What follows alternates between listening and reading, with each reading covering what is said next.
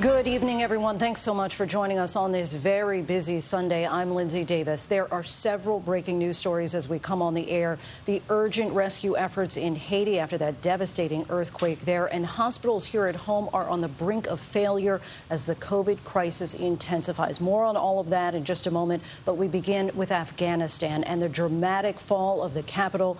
Just today, President Biden sending more troops, a total of 6,000 now, to speed up the emergency evacuation of embassy staff and some Afghans who helped the U.S., such as interpreters and their families.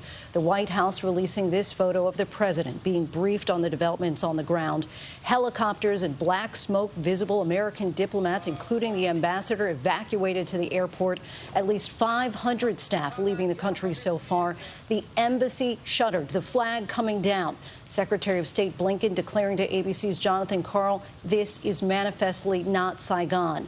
These images from Al Jazeera claim to show Taliban fighters inside the presidential palace. Earlier today, the president of Afghanistan fled the country, saying he chose to avoid bloodshed. Thousands of Afghans now scrambling to get out. The Kabul airport packed earlier today. We have team coverage. ABC's Martha Raddatz, Rachel Scott standing by. But we begin with our senior foreign correspondent, Ian Pannell, who leads us off tonight from Kabul. Tonight, the Taliban taking Kabul, Afghanistan's capital and last government stronghold. This footage from Al Jazeera purporting to show Taliban fighters inside the presidential palace declaring the Islamic Emirate of Afghanistan, marking the end of a 20-year experiment of democracy and the stunning completion of the militants' dramatic takeover, seizing nearly all of the country in just over a week. Earlier, there were skirmishes and panic at the city's airport.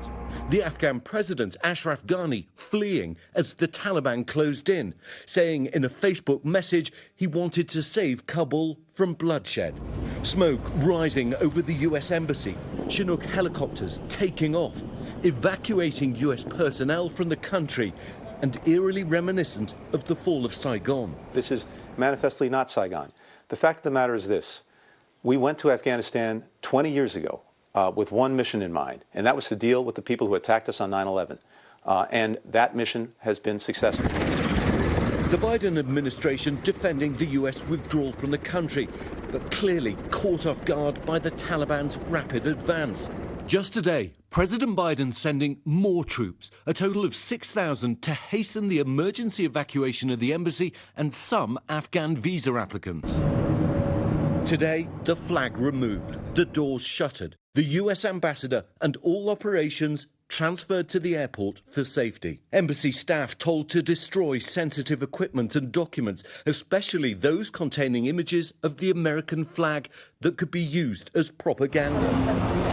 And on the streets of Kabul, fear and despair.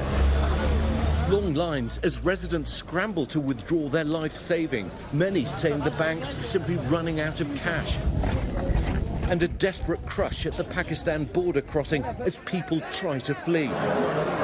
And chaos at the airport as thousands of Afghans desperate to get out. Just 5 weeks ago, this was President Biden, adamant that what we witnessed today wouldn't happen. The likelihood there's going to be the Taliban overrunning everything and owning the whole country is highly unlikely.